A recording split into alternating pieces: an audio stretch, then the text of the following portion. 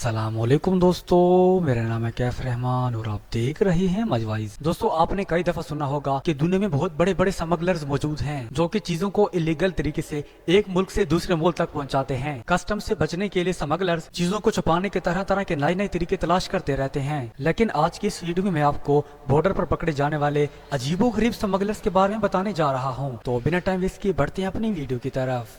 Number 9, gold. दोस्तों, कई दफा तो स्मगलर्स ऐसी ऐसी नई नई ट्रिक्स इजाद करते हैं कि वो कस्टम ऑफिसर्स को भी चकमा देने पर कामयाब हो जाते हैं। जैसा कि गोल्ड स्मगलर्स ये तो हर जगह ही देखने को मिलते हैं, लेकिन इस शख्स ने एक नया आइडिया निकाल लिया। इसने अपने शर्ट की कफ में छोटे छोटे गोल्ड के टुकड़े डाल दिए ताकि कोई इसे पकड़ ना सके। लेकिन इसको बांग्लादेश के एक एयरपोर्ट पर पकड़ लिया गया। बांग्लादेश के ऑफिसर्स ने सिर्फ इसे ही नहीं बल्कि इसके एक और साथी को भी पकड़ा जिसने सोने के टुकड़े अपनी शर्ट के कॉलर में छुपाए हुए थे और कुछ टुकड़े तो जूतों में भी छुपाए हुए थे। इन दोनों से कुल 2.5 किलो सोना बरामद हुआ जो कि छोटे छोटे टुकड़ों में था। इनकी ये चालाकी किसी काम नहीं आई। ये दोनों तो 2.5 किलो सोने से तो हाथ धो ही बैठे और जेल भी अलग से काटेंगे। Number 8, iPhone. दोस्तों, जरूरत से ज्यादा और कस्टम से छुपकर कई लोग आईफोन लेकर जाते रहते हैं, लेकिन एक शख्स ने तो हद ही कर दी। चाइना के बॉर्डर पर एक शख्स को अरेस्ट कर लिया गया। जब देखा गया तो उसके पास 94 आईफोन थे। इसके पास आईफोन 6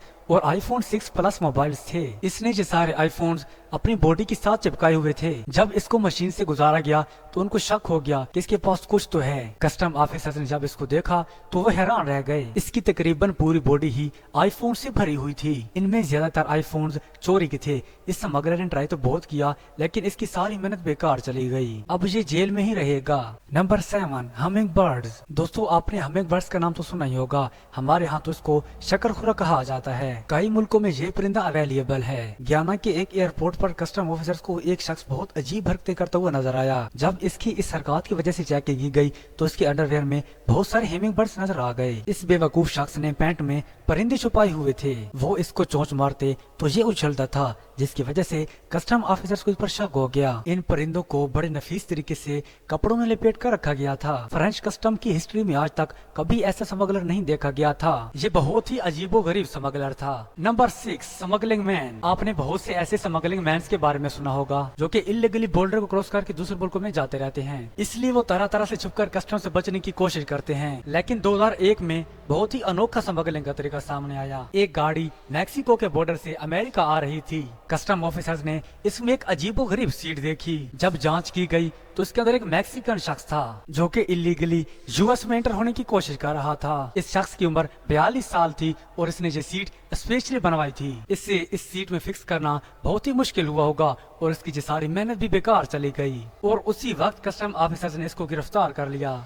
नंबर 5, एनिमल। दोस्तों, दुनिया में बहुत से ऐसे जानवर हैं जो बहुत ही कीमती हैं और उनकी डिमांड्स भी बहुत ही ज्यादा है। इन जानवरों की ट्रेड पर पाबंदी की वजह से स्मगलर्स इनको इलीगली स्मगल करने में जुड़े रहते हैं। एक दफा कस्टम ऑफिसर्स ने एक लड़के को पकड़ा जिसके अपनी बॉडी के मुख्तलिफ हिस्सों के साथ रेप्टाइल्स और दूसरे जानवर बांधे हुए थे। इसने इन जानवरों को जुराबों, कपड़ों और छोटी छोटी डिब्बियों में डालकर टेप की मदद से अपने पूरे जिस्म पे चिपकाया हुआ था। बहरहाल इसकी ये कोशिश नाकाम हो गई और ऑफिसर्स ने इसे अरेस्ट करके तमाम जानवरों को एक्सपर्ट्स के हवाले कर दिया।